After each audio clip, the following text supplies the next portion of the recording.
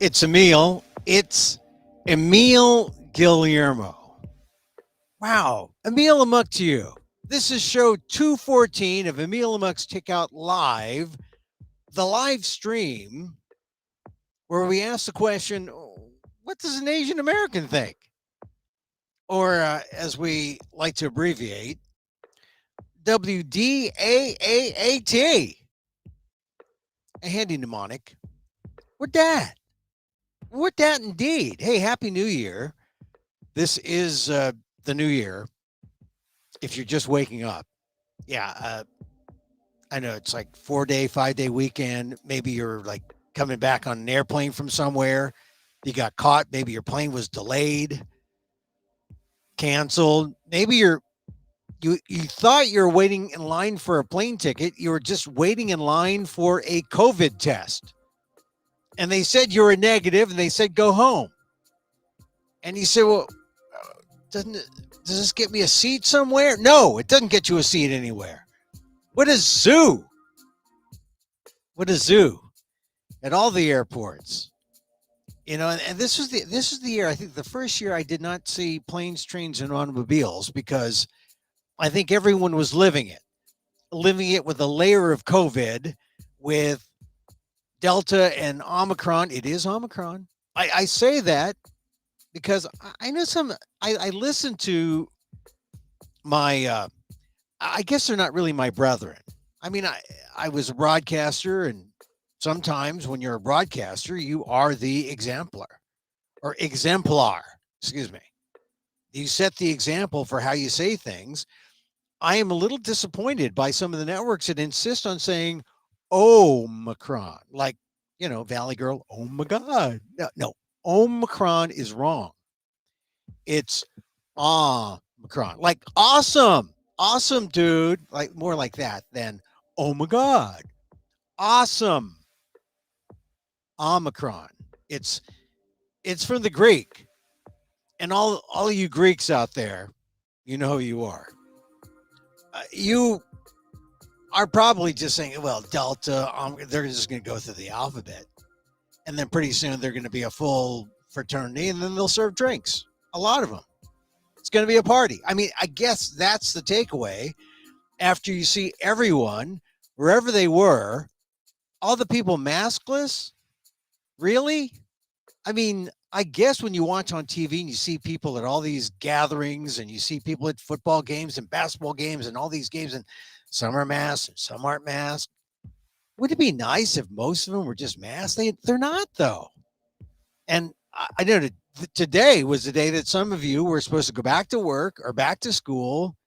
Did it work out that way? Did you go back? Or did you think better and say, or did the people in charge think better and say, no, we're locking down? We're locking down. Hell with John Locke, the philosopher of individual rights. We are locking down. We don't need individual rights right now. We need public health. We might get it. Except every public health official among the network talking heads is saying, oh, this is going to be bad. This is going to be a bad January. They're trying to be optimistic because they don't want to be like I was, the New Year's Eve Grinch or the Christmas Grinch. I canceled everything. I said, family, sorry. Let's just Zoom. Let's exchange texts and other flattering and unflattering pictures and memories and things like that. But let's not get together, not yet. We can do it again at a later time when we're safe, when we're ready, but this isn't the time. So, did you go out? I saw all those people on television. God, I was watching CNN because, well, I know every now and then I just want to see if Andy Cohen is going to do something dumb. He did. Anderson Cooper says, I need to really take a pee. They say this is cable. Why not? You can say that on a cable. Got to take a pee. The other guy, Andy Cohen, says, just go in your pants. He says, just go in your pants. I know it's cold out there. Does that mean it's like a frozen rope or something? I don't know. But it was at that point I turned. I turned the dial. I didn't really see anything on, and so if you caught Emil Amok's number 213, which was our New Year's show, had Dan Gonzalez on, and we celebrated throughout the time zones. We started at 2:00, which was New Year's Eve in Tel Aviv. I happen to have a couple of Jewish friends out there, so Happy New Year. And then we went across the globe. And then by the time we got off, we were in Edinburgh, Dublin, London, and we bid adieu to 21 and said hello to 22. See, now next year we'll bid adieu to 22. Someone ought to make the T-shirt now, and you can patent it. You can rhyme. But I hope you stayed home. It's smart. It's prudent. It'll make sure that you're going to have a good year. I'm keeping with my New Year's resolution. Mine is the basic New Year's resolution. Stay negative. Stay negative, my friend. That is it. Stay negative COVID-wise. We'll cross our fingers. We'll get through this together. Because everyone, like I said, is saying that January is going to be tough. Because people do not think that they are going to get it. Even though the R naught, which is the number of people that get infected by one infection, is like 10. That's the R naught, 10. Not 1, 10. So a single person infected spreads to 10 people, spreads to... You see how this quickly exponentially grows. I don't know if it really is 10. That's what I heard. Maybe they just said, well, let's use a round number, 10. But it was bigger than 1, and it wasn't 9. It's a lot at 10. But now they do the positivity rates, and the positivity rates were, the lowest positivity rate for hotspots that I heard was 20. The highest was 40. Throughout the pandemic, you've heard positivity rates, and when they mention them, a good positivity rate is something like under 5.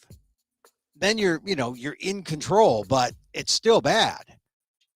Positivity rates of 20? That's 5 times. Of 40? That's like 8 times.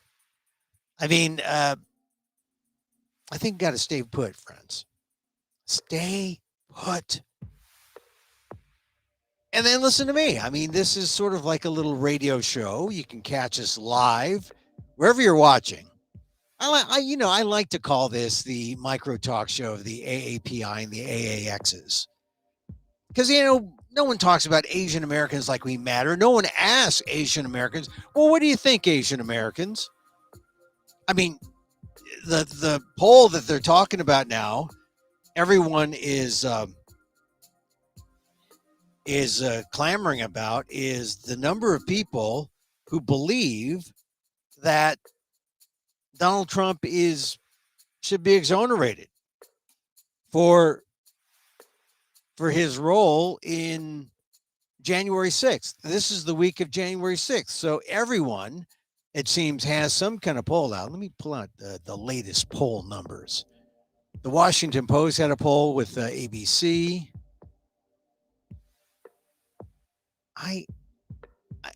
The surprising thing is that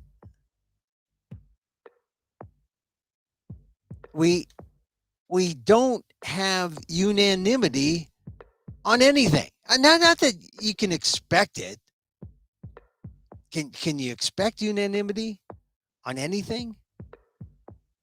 But when it comes to our democracies in danger, January 6th is not a lie.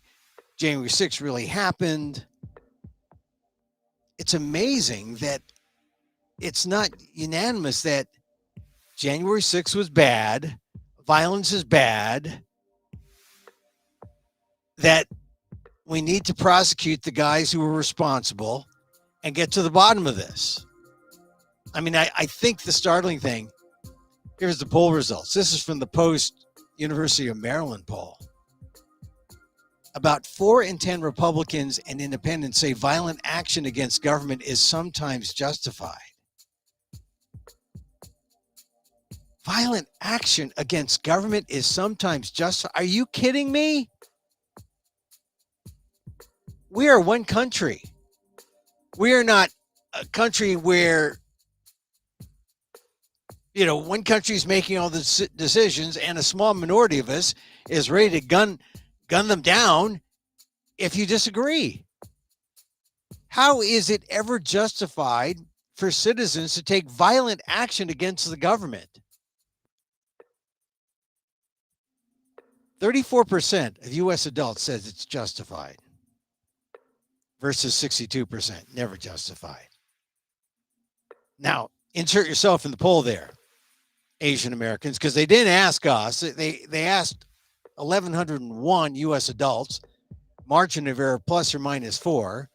They don't break this down based on age, or at least in how I'm looking at the poll now, or not age, but race. And that's usually because they don't get enough Asian Americans in the poll. But how would you feel? 34% of U.S. adults say it's justified, the violence against government. No, here's how you take action against your government. You vote. You get your friends to vote. You get your party members to vote, and you vote. You do it the peaceful, revolutionary way of taking action in a democracy. One person, one vote. It's the vote. Franchise. Not your guns and ammo. 62% said it's never justified. They're the right. They're on the right. But my goodness, that should be near 100%. Now, Emil, you say, it's never going to be 100%. In a working democracy, yes. Because in a working democracy, if you disagree, you come together. You talk. You're civil. You get to a common answer. Because, as that famous ex-president, no, not that guy, President Obama, as he used to say, we're all on the same team. He liked the team analogy. We're all on the same team. But apparently 34% of adults say, hey, violence is sometimes justified. A third. That is scary. 23% of the Democrats say it's sometimes justified. So I don't want to say that the Democrats they're saints here. 41% of independents. I'm not going to tell you if I'm a Democrat or a Republican. I'll shoot you both. But it's about the same number as Republicans. 40% are Republicans. So it could be the same people voting twice. Because, it's a poll, phone poll. People lie. But there's a margin of error plus or minus 4. Still scary. 4 in 10 Republicans and independents say violent action against the government is sometimes justified, which is double the number of Democrats who say that. So the conclusion is the Republicans are scarier than the Democrats. So that was one of the polls that came out. Let's see, here's another poll that really was scary. How about this one? Most Democrats and independents say Trump bears a great deal or a good amount of blame for January 6th attack on the Capitol. Now, among U.S. adults, 60% say a great or good deal. 38% said, just some, none at all. 40% say just none, or just some, but none at all. Among Democrats, it's 92% who say great deal, good amount of blame. 7% of Democrats say just some, but none at all. Those are the meditators who say, I'm willing to radically forgive Donald Trump. You know who you were. You're in that little meditation session with Marianne Williamson on New Year's Eve, and you were saying, yes, Marianne is right, and Oprah is right, and we're forgiving them all. It's going to be hard. We're going to forgive them all. It's hard to do. That's why it's 92% who say, of the Democrats who say a great deal or a good amount of blame Trump bears, and only 7% say just some and none at all. Now, among Republicans, look at this. 27% of Republicans say Trump bears a good deal of blame.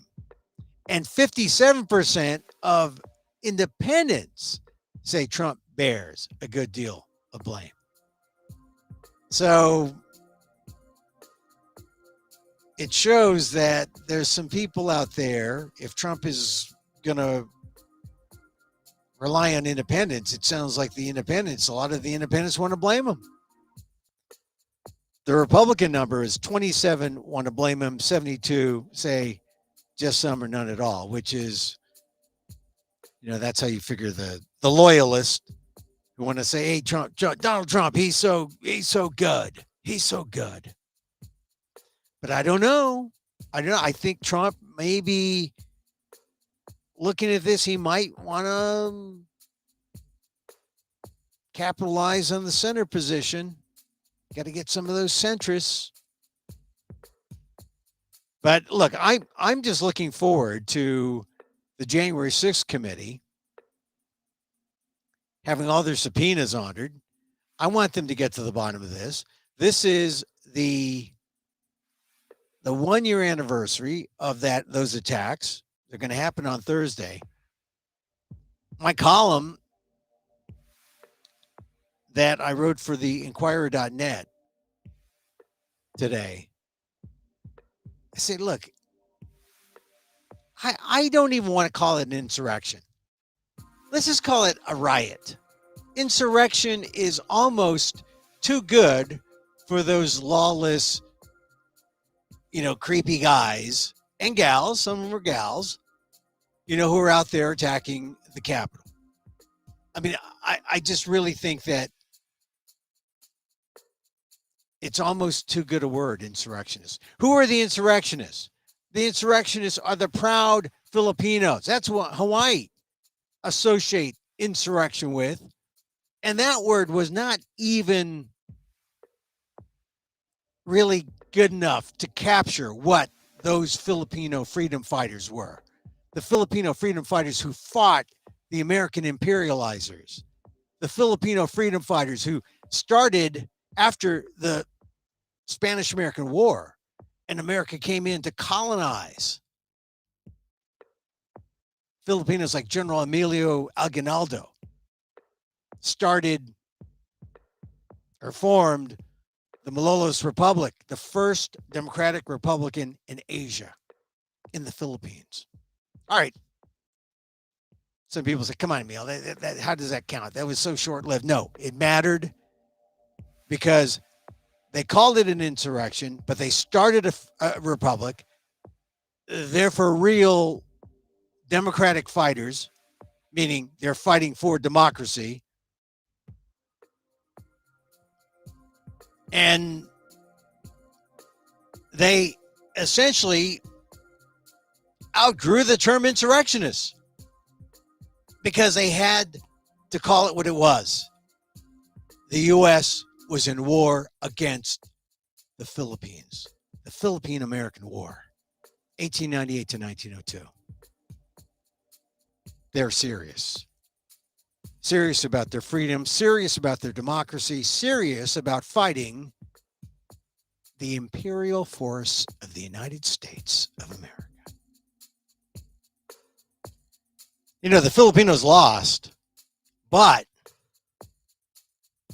ultimately the Filipinos won because the United States realized they could not. How could you in good conscience be the paragon of democracy and have a colony? have a colonial force, have a colonial government in the. You couldn't. World War II comes around, Philippines gets their independence. Of course, people had to pay for the political,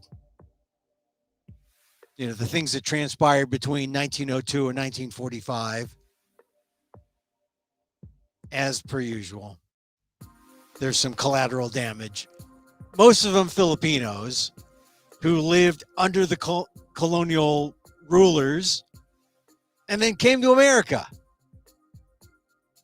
and discovered they were less than whole Americans. That's the history. And that was my father. My father came in the 1920s from the Philippines.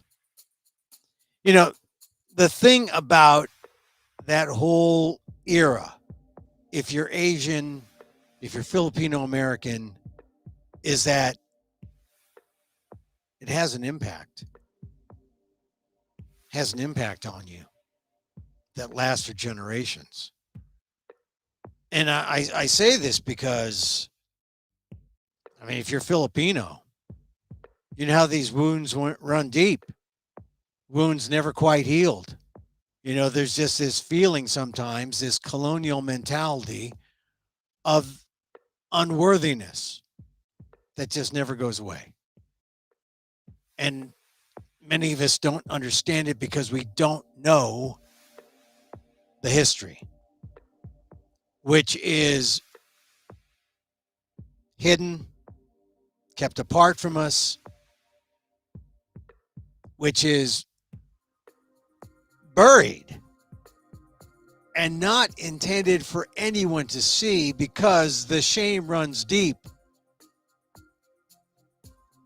on both sides, the imperializer and the imperialized, or the colonizer and the colonized.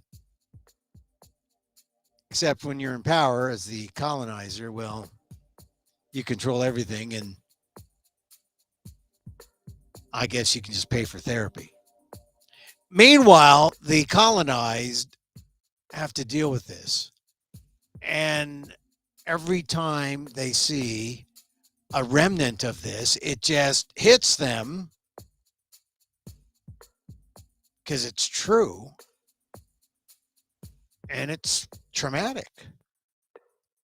So I mentioned this story because I've been talking about this ever since I read this young woman's article.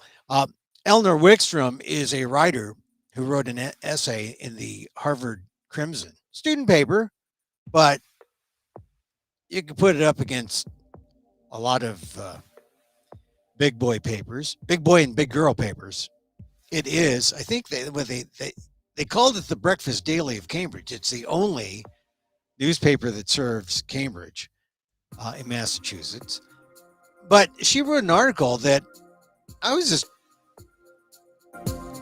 looking around on the internet and reading about some discovery at Harvard about quantum physics. Not that I, understand or know or like quantum physics, but I think for the metaphor, it's got great metaphor.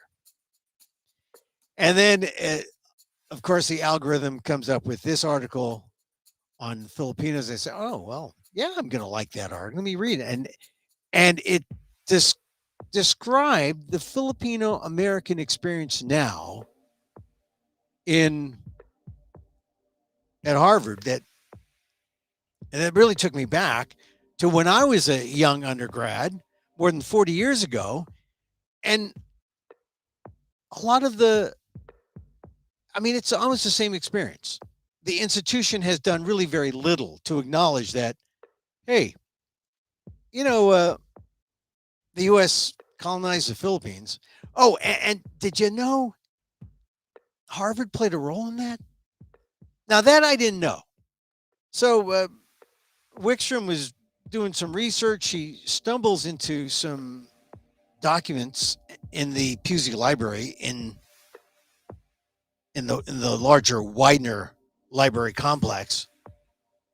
And she finds this book written by a guy named Fred Atkinson, who essentially right out of Harvard is asked by President Taft to head up the education of the Filipinos in the Philippines in English. In other words, teach these savages English because it will help them to deal with their situation as pacified, colonized people. Well, Atkinson was the first superintendent. He was succeeded, I believe, by the guy who actually wrote the book. They actually had a white scholar write a book called The History of the Philippines, and they gave it to the Filipinos to be taught their own history by a white American. That is almost complete and total brainwashing. Would you say, here's our language, here's the history that you will use, you will be in our image. The book History of the Philippines was by David Prescott Barrows, and he was a man who would later become president of UC Berkeley. Yeah, Barrows Hall. You know it. You've been there. Did you throw, or you're a Stanford person who threw red paint at the building during big game day? Anyway, the upshot of her article is American higher education, specifically Harvard, Berkeley, played major roles in the colonization of the Philippines. And we are only now beginning to understand how significant it was and how much shame there is when we see that they, oops, oh, that's David Prescott Barrows. I'm sorry, David. I can't talk to you now. Besides, I thought you were dead. No, actually, the Barrows family's been cooperating with the people who want to rename all the buildings. But they're going through that renaming process now at Harvard. So I mentioned this because I got in touch with Wickstrom, and we had a conversation, and it's an interesting conversation about how people still to this day, young people who are just learning this history for the first time. I mean, they know something. She was telling me, I feel a little guilty because how could I be a good Filipino and not know this?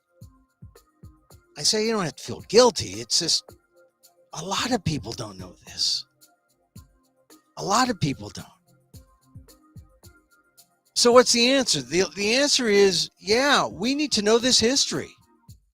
So thank God, one of the things that is new in 2022, in California at least, is that the state is now requiring community colleges to teach ethnic studies. I don't know if that's going to include Philippine American history, but it's now going to be a law. They're ramping it up, making it a full requirement at the community college level in a couple of years. But it's starting up now. The clock is ticking, and they're going to start it up in the high school level. Just like, my kids, they all went through, if you go through public school in California, you got to learn the Indians, the Native Americans, the Native American year, which if you ever look at the map of Native Americans in California, my goodness, the Indian tribes were vast and many, and we took advantage of them. It's a history that we need to learn. So ethnic studies is a requirement, and maybe this is a model for other states, for other institutions. Although, as Wickstrom found out at Harvard, they don't even acknowledge institutionally that Harvard had anything to do with the colonization of the Philippines. And yet, this was not exactly investigative reporting, but it was an acknowledgement of an open secret that very few people know and very few people talk about.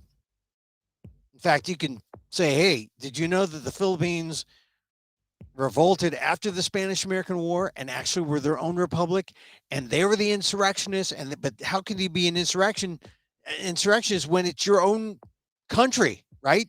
You're the Republic of the Philippines. So Philippines and the U.S. had a war. 1 million people, civilians, were killed. Some people say, are you sure, Emil? Are you making that up? Is that something you saw on like some kind of cartoon Saturday or something? It's real. No one knows it. Except the new generation of Asian Americans of all stripes are discovering who they are, what they are. They're just finding that it's a struggle to understand everything about your identity when it's commingled with colonialism. So anyway, an interesting conversation with this young student from Harvard, Eleanor Wickstrom from Oakland, very talented. She's a poet. She was a youth poet in Oakland. And so check out the podcast. It's on Emil Amok's Takeout number 104. You can check it out on Spotify or wherever you get your pods, wherever you like to podcast. Also, hey, check it out on, I'll put it up later on amok.com, and I'll put it up on, it's on the AALDEF blog, aaldef.org/blog. So, yeah, I spent most of this weekend, I guess I should say that. I cleaned out a closet. I got a Dagwood closet, not this closet. This closet's impeccable with the gone, the magic gone, the garland gone. I'm not going to take the garland off. No, I'll take it off. Maybe, like I'm a Catholic, so maybe, we wait for Epiphany Sunday or something and take the garland off. But that could be something else. That could be like a pagan garland. And it's from Maguindanao, so it's not necessarily, well. Anyway, so, I cleaned out there's something about cleaning out a closet that is very, very satisfying on New Year's Day. So I had another closet that is like, see, if I mentioned Dagwood Bumstead, you probably would not know Dagwood Bumstead. But Dagwood not only had sandwiches that were huge, but he had closets that he had, if I'm not mistaking my white comic characters, I think it was Dagwood Bumstead. It could be, well, for sure on radio, it would be Fibber, McGee, and Molly. But I don't know Fibber, McGee, and Molly from First Runs. And they had a closet that was constantly full and collapsed on them. But there's something satisfying about going into your closet and getting into it and then throwing out stuff. Bills from 2003. 17-year-old bills. I'm going to send that bill to college. One thing interesting I discovered, I have been writing my columns in the ethnic press for a long time. My first column I wrote in 1995. My first actual column for Asian Week, Emil Amok. My Girl Connie. I have to read that sometime this week. My Girl Connie. But so that's how long it goes. 95. And then I discovered a bunch of old columns.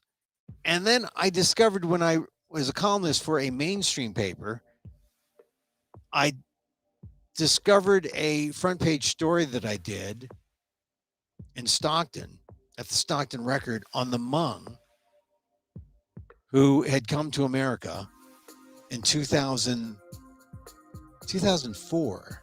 I believe I did that story. And what was interesting about it's about young Hmong women who are made to meet older Hmong men and then marry them. It's a thing. It's a cultural thing. And as the quote I got from at the time from an attorney, the law does not make exceptions for cultural differences. It's still statutory rape. And I imagine that that's still the case, that if you were a Hmong traditionalist and wanted your 12 or 13-year-old daughter to marry among an older Hmong in the family, I mean, you could, but it's just frowned upon by Hmong who are more modern and less traditional.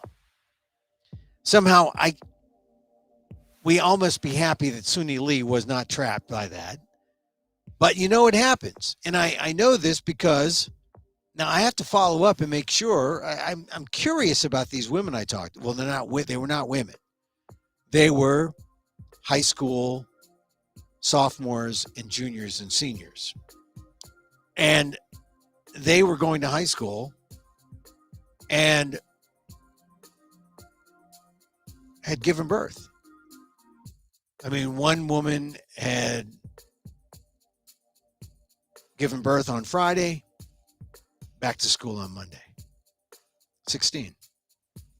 And I knew this because in this one school district in California, they had a unique service set up where Hmong girls had daycare and also counseling on how to be a good Hmong mom. These were 15, 16, 17-year-old girls.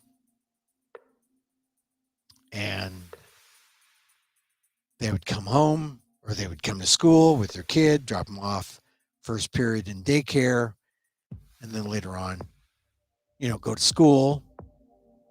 The whole set, gym, home ec, English, whatever, history, math, come back, pick up the baby, go home, cook dinner, tend to the family.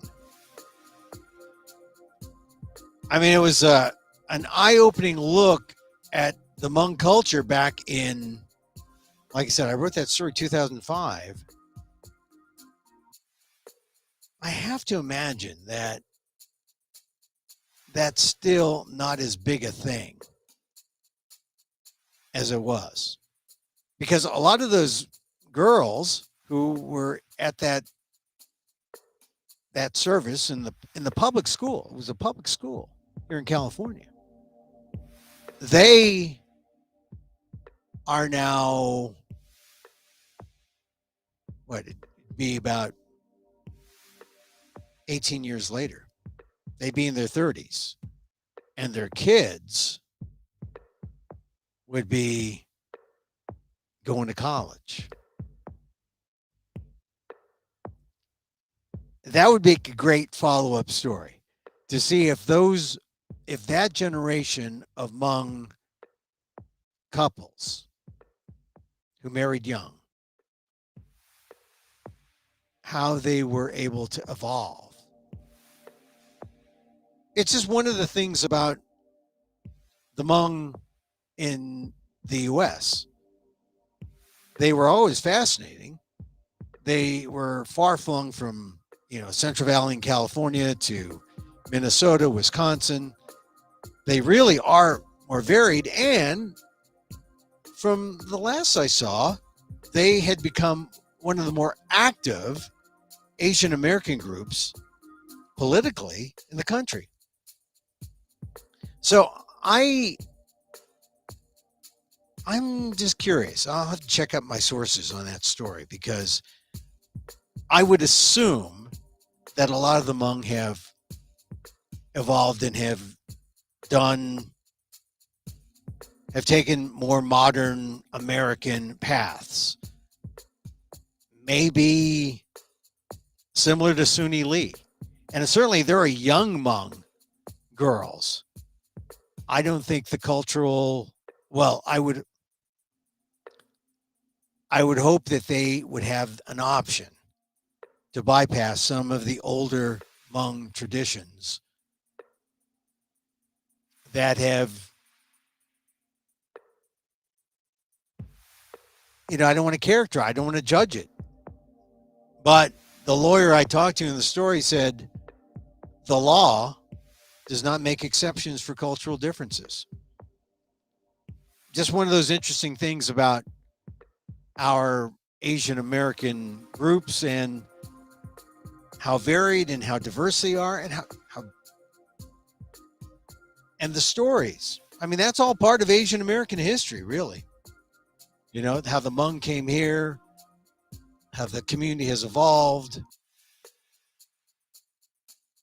That's why last year, when Suni Lee won her gold medal, that was a big deal.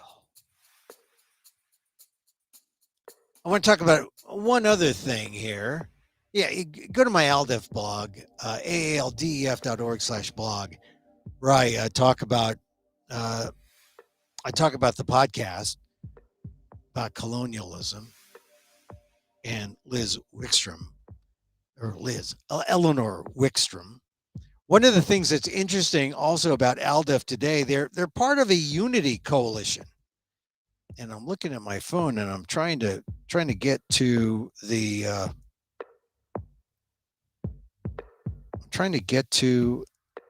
okay, here. I want you to know that how Trump talks about the election's rigged, the election's rigged. The election is not rigged. The election is not rigged at the vote level. If you really want to know about where the elections are rigged in the process that's going on now throughout the country in various states. Sometimes they're run by Republicans and sometimes they're run by Democrats. We're talking about the redistricting process. We're talking about how voting maps are drawn up right after the census, and how some of these seats in Congress, some of the state house seats are gerrymandered to favor one political party over another. You want to talk about now that, if you want to talk about rigging, that's where the rigging takes place. If you know you're in a district that has more Republicans than Democrats or vice versa, when is that determination made? Right now in the redistricting process. It's happening. AALDEF today, they were getting together with these other groups. They are commenting in New York about the redistricting maps that are being put forth to the governor. And they're a little confused about how they were broken down. Now, here's the important thing. I mentioned this not just because I want to talk about redistricting. It's important, but we need these fair maps. So it's fair if your area had no Asians and suddenly they had like 1,000 Asians, and now you have a map that might enable someone who is Asian to run in that district because they're your Asian voters. It's not fair if the people who are drawing up the line see the 1,000 Asian voters and then split them up between five different districts, essentially chopping up the Asians, watering them down, so that there is no chance that those 1,000 votes get to vote for one Asian American candidate. That's where the process is rigged. Now, you still got to go out and vote, but we know from investigations that take place that very rarely are elections rigged there at the vote level or at the counting level. Or, it's not like a matter of dead people voting or that kind of, that's a myth. There may be some, but it's not like widespread. And it's not where the real dangers in our democracy truly are. Where we have a problem is in redistricting. So in New York, AALDEF is the only way you fight this is if you join forces. Because let's face it, Asian Americans in New York, a minority. They need other people. They need to work in coalition. We need to work together. So here's just an example of the people working in coalition to make sure that the maps are fair in New York State, and how they're going to hold the new governor, Catherine Hochul. See, I used when she was in the news, Hochul, I think Hochul. When she was in the news, I knew it like backwards and forwards. But then, I just know her as Kathy.